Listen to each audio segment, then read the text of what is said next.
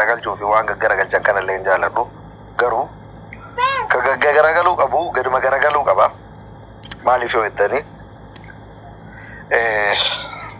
zamanni kuni zamana social mediaati.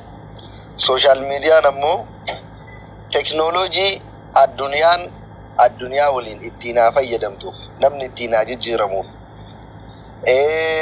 biyyoota garagaraa keessaatii fi biyya tokko keessatti illee namni waliin beeyne wal argee dandeettii barumsaa waan biyyaaf namoota dhuunfaatiif akka itti fayyadaman akkasuma immoo namoonni dhuunfatti illee taalentii yookiin dandeettii qaban waan qabuu fi waan beekurraa namni akka wal jijjiiruuf itti fayyadamuuf addunyaan tuni teknoolojiilee garagaraa hojjettee jirti.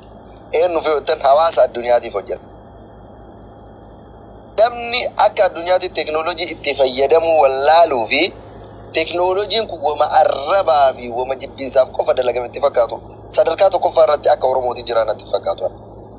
Miidiyaan kun Feesbuukiin kan hojjetame dandeettii garagaraa warri qabu wantoota garagaraa waan addunyaa kanaaf fayyadu akka ilmi namaa ittiin hojjetuuf.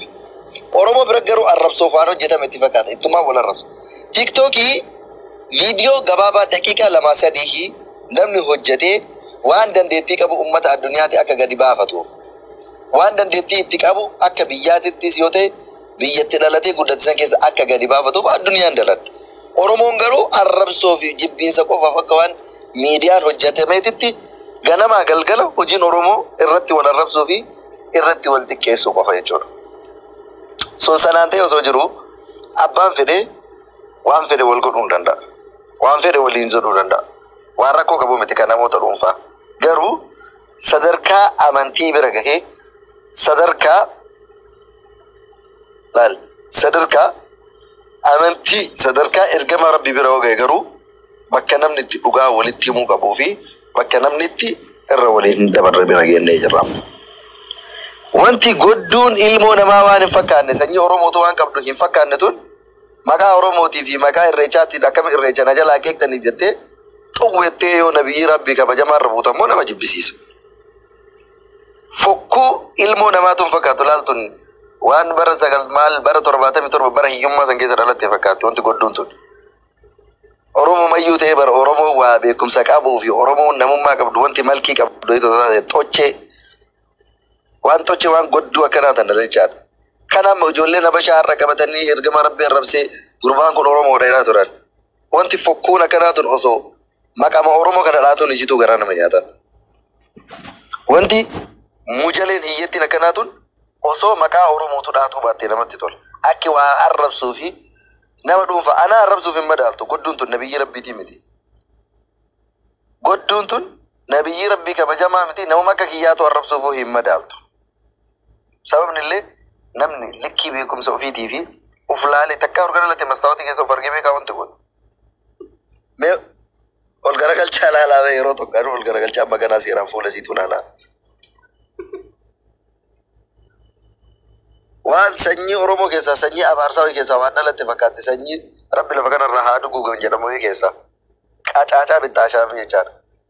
Sunillee nama taatee maal godhan maqaa barra wanti amma rakkoo maaltu akka ta'e beeytanii eega maqaa Oromummaa kana walitti qabaattee mujalee martillee sirra ol baatee sirra alba'uu barbaaddi. Maqaa Oromoo kana Oromummaa kana akka waan maallaqa ta'uutitti nuti Oromoodha nuti akkasiidha.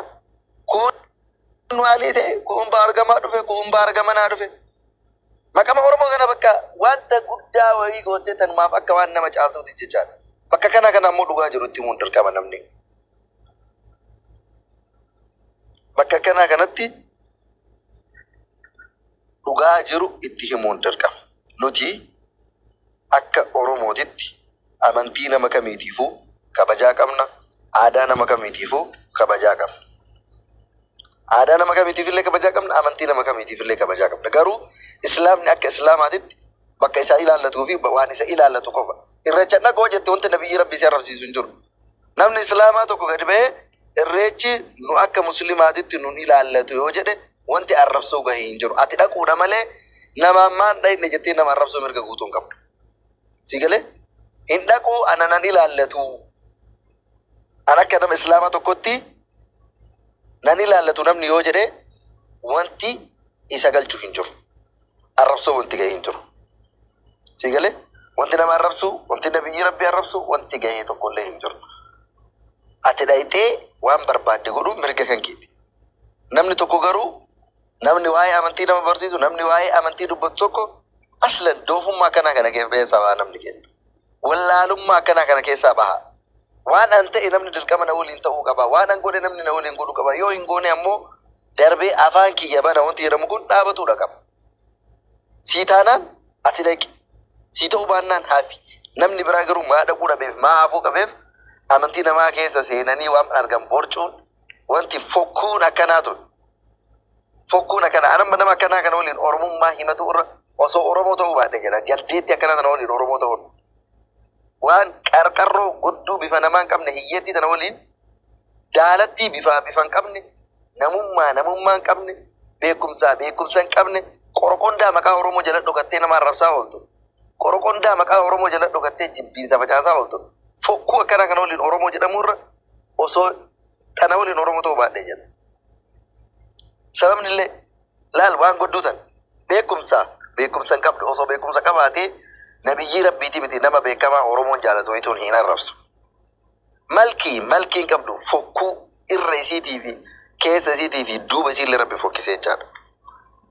Rabbi dhabama isii haa godhu ilmoo namaa keessa. Waan rabbiin hunda dhoorgate. Beekumsa keessaa fuudhee qullaa.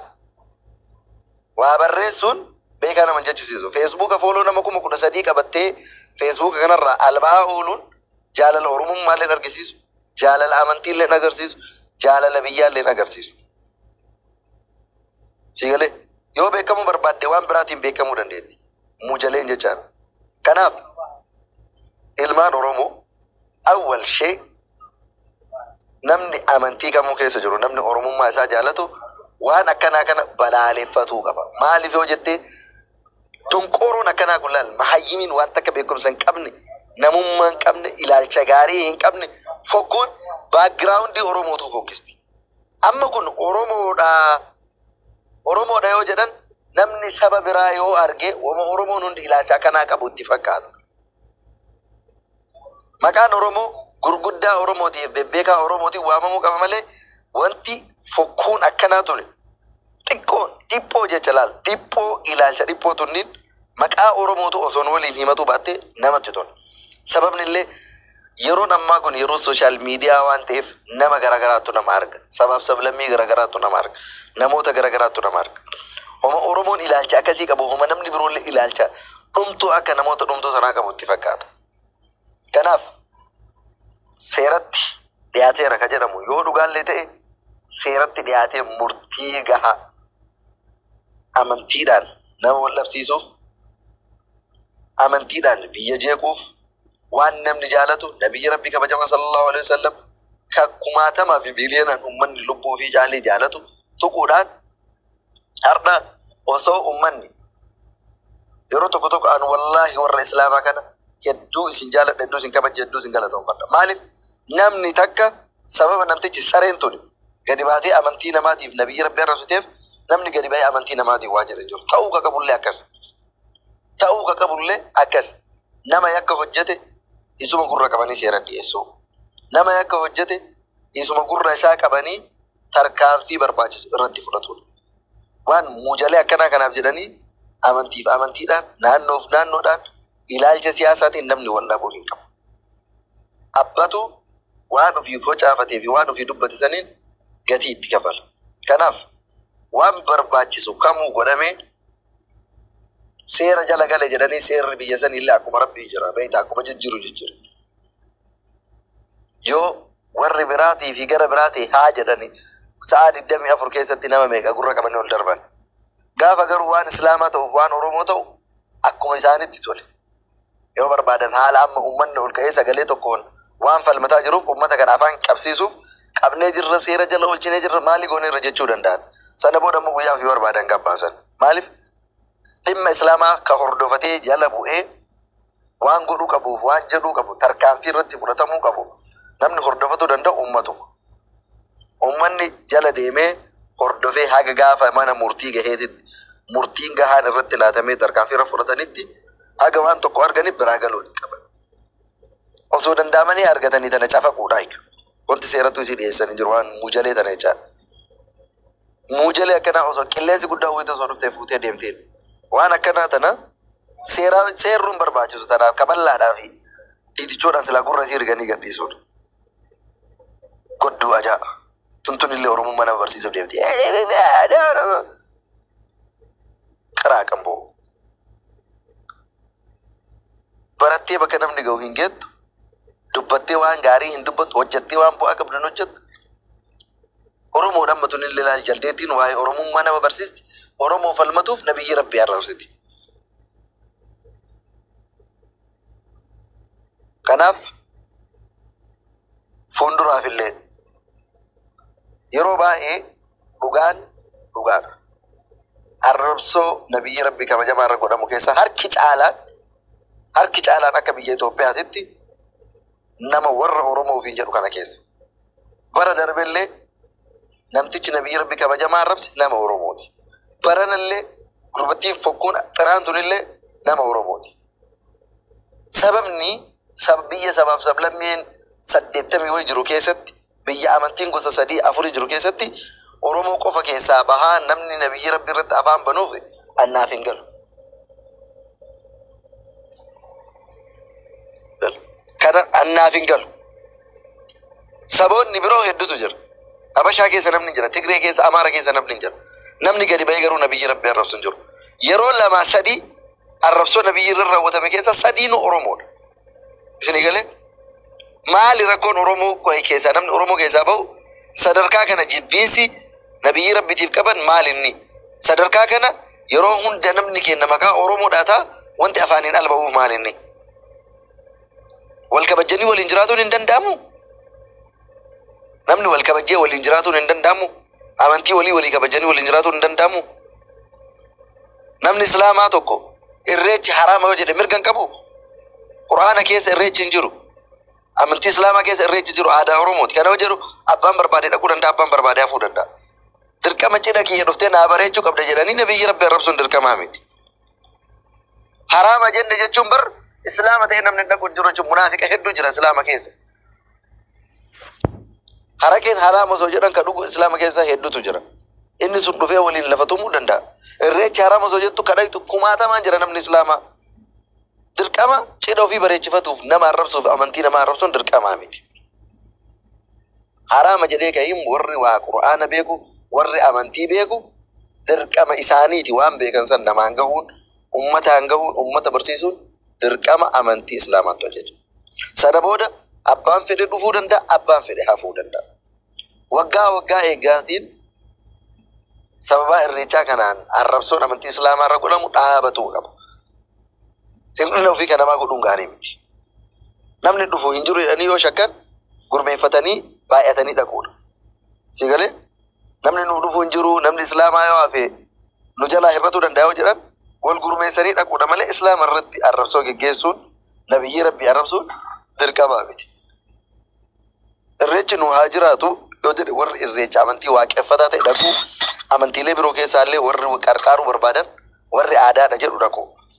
Islaama keessaallee lakkinaan ta'uu irreechi amantaa miti aadaadha namni jedhe dhaqu dantaa isaati.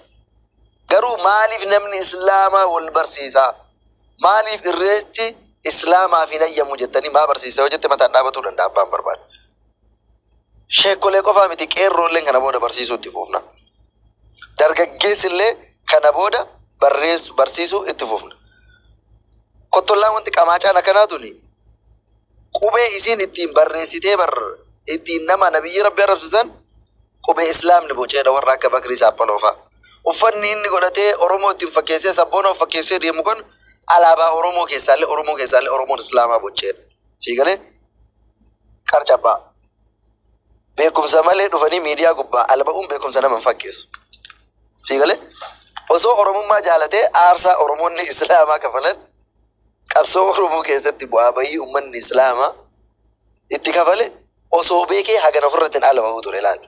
Siyaasa beekuu dhabuu, qabsoo Oromoo beekuu dhabuu, seenaa Oromoo beekuu dhabuun akka argiteef bakka argitetti waan argiteef keessa akka albaatu si godha.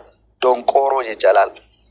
Kiftii akkanaa tana qubee afaan Oromoo qubee eenyu akka boce hin beekne qubee hayyoon islaamaa bocaniin qubee afaan oromoo barreeffata barreeffamuma saniin deebisee nabiyyi rabbii kabajamaa ittiin arrabsa. Gagama kana waliin oromummaa himannee har'a kennolaan xiqqeeffamaa deemnu.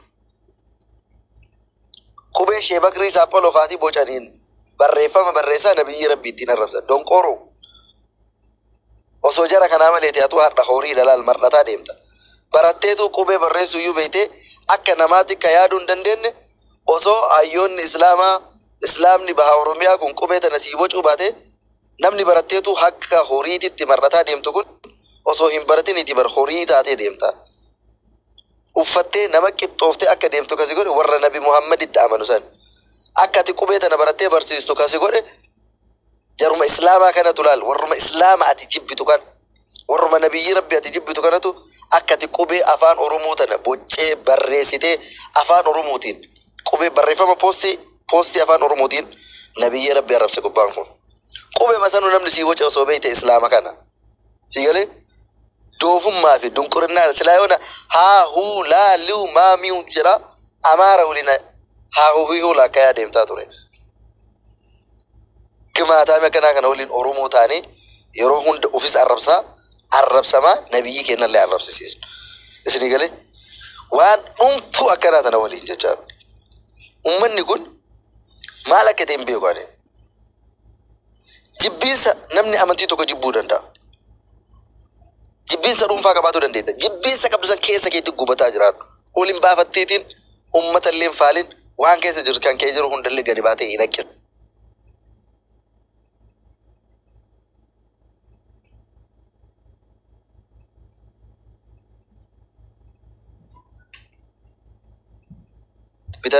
Yoo amantii islaamaa jibbitan yoo oromoo keessaallee oromoo musliimaa kana jibbitan keessa keessanii gubadhaa jiraadha.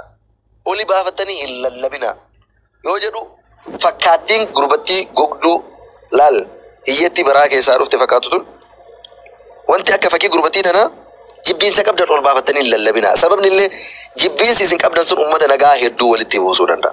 Har'a maashaa Allah waan islaama ta'eef miti. Disipiliinii uummanni islaamaa qabu naamusa uummanni islaama oromoo qabu kana itti gammadaan. Sababni illee gurbattii sareen tun gadi baate waan feete dubbatte namni amantii namaa tuqe hin jiru. Namni namoota birootii waa jedhe hin jiru.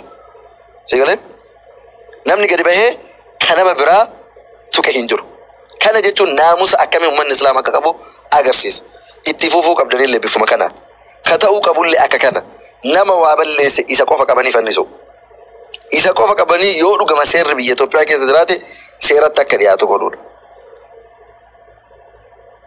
Kanarraa waan hafeen badii gaalamtuu fi jibbamtuu wallaaltu baqa dhugaa dubbatuudhaaf doofummaan jaarraa 21ffaa keessa jalqaba irratti diina abbaati. Wanti horiin kun Itoophiyaa keessa taa'ee biyya uummanni miliyoona 50 keessa jiru keessa taa'ee nabiyyi rabbi arrabsee akka nagaan jiraatu hin dandeenye beekuu qabaa ture. Akka inni hin beekne akka inni kana hubanne ka godhe wallaalummaan. Wallaalummaan ammoo diina yeroo ammaa kanatti ilma namaatiif. Baratuu qaba namni. Waa hubatu qaba. Waa barreessu waa dubbisu miti baratuun. Sammuu waa xiinxaluu fi ilaalcha fageessee waa yaadu qabaatu qaba namni. Jaarraa kana keessa yeroo kana keessa biyya seera qabdu keessa biyya mootummaa qabdu keessatti akka addunyaatittu Nabi Muhammadin arrabsuun yakka. Awwal shee. Kan inni beeku qabu. Taraa jedhama kolkollee. Warra paartii siyaasaa yookiin ammoo hayyoota siyaasaa sa'in. Kuni nama hordofaa biliyoona meeqa akka addunyaatiin nama qabudha. Xambi. Maqaa Oromoo kana keessa namni gadi bahee fedhu hayyuu siyaasaa arrabsa, fedhu mootummaa biyya bulchu arrabsa, fedhu kamaalli ta'u arrabsa. Waanuma fedhe alba'uu baree namni Nabi Muhammadiin illee uuma kolkollee akka warra siyaasaa kana si'a. Xambi. Donqooroo. Akkasumas yaa bakka jaldeeyyiin kunniin jechaadha. Warra siyaasaa arrabsuu dandeetta nama akka kan keetiiti nyaatee dhugee albaa akka oolu jechaadha. Kabirooti waan barbaade jedhuu dandeessa.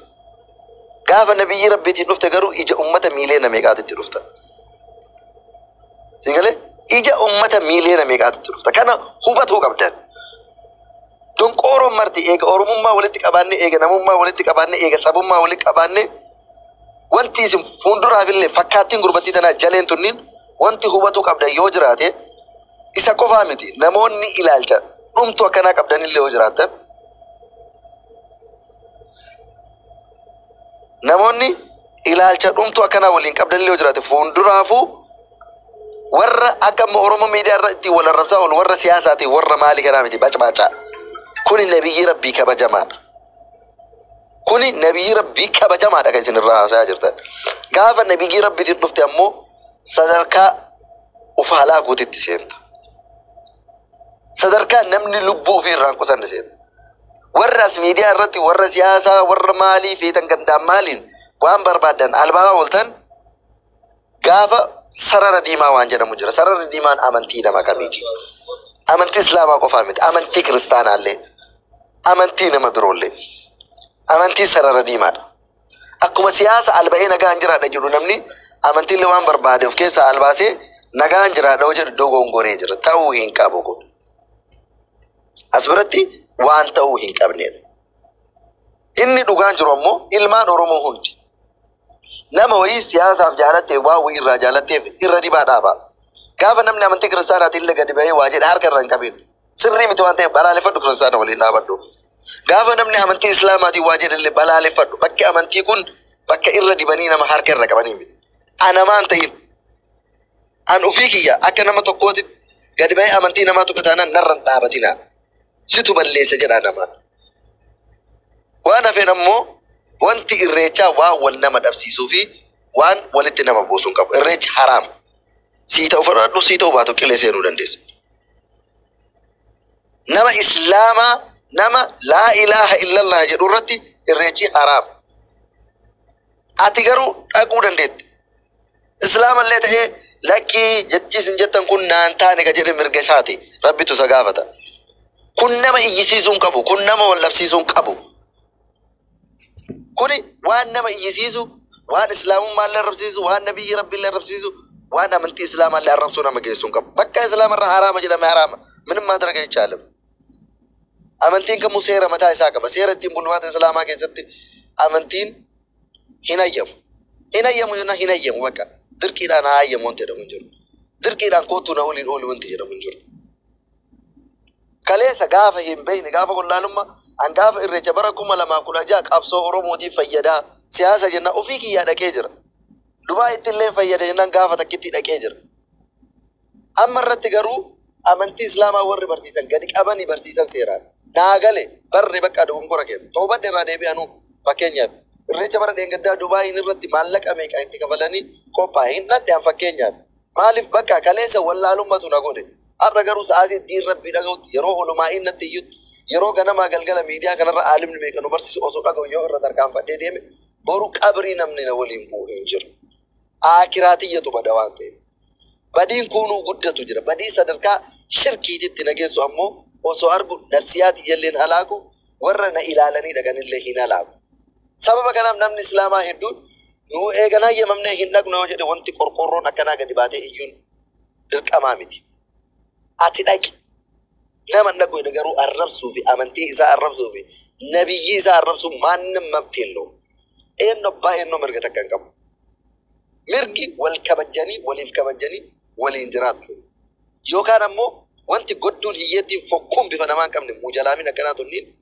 مكا أورمم ما جلتي نقطة وان أورمم ما أولي نبي ربي أورمم ما دا أولي نبي ربي روحي تنا أولي نبي ربي هذا فباك الناول أمبارا الرجاكيتي متي نبي ربي روحي تنا هذا فباك الناول الناول كبت سيغلا تانا فرد سيغلا تانا فرد سيغلا تانا مكا غافا سيغل سيغلا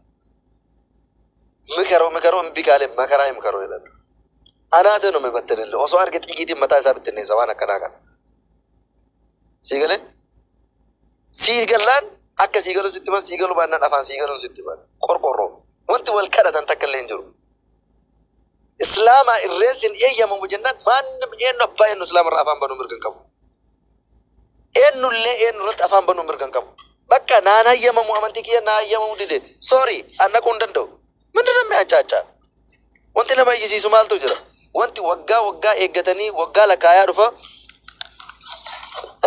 نبي ربي تيف أمنتي إسلام عرب سونا مجلسو تقول لينجرو تي أمنتي تنانا يمنو جدنا منو ترى ده بكا وبتوفيق أبدا ترى كناف أنا وأنت أرسلني لا موجودة ولما قالت نبي إسلامه نقاول أنت مناف نبني نبي ربي الرسيسي نو ورا إسلاماتي والكجيبون بربع جسو وصو كليسة والإنباني هركا والإنتومو باني هر نبي رافت جرينا من الرسول نمني وان كليسة نتو والإنباني هذا كليسة والإنباني واللفتومات الريف والإنباني لفتيتات الريف هر ما نبي رافت يبتك كيفتي لكنا نفهم بنتي كناف ولما قالت نمني إسلاما عندهم مركا وان كل أكنا تناتف بكيسين فكاني في وان سين فكاني برنا باتنا